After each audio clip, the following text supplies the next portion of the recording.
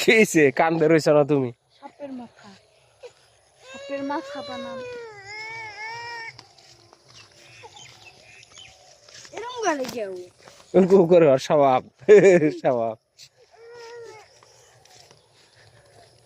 এটা কবরস্থান নাকি? এতে এত বাগান বাড়ি কে? হ্যাঁ, মেলা মানুষের জায়গা কিনা রাখছে, এদিক দিয়ে তো জায়গা কিনা রাখলে কামে লাগবো। বাগান বাড়ির অভাব নাই, এই যে টুকা কিনা ছিল একটা বাগান বাড়ি হইব।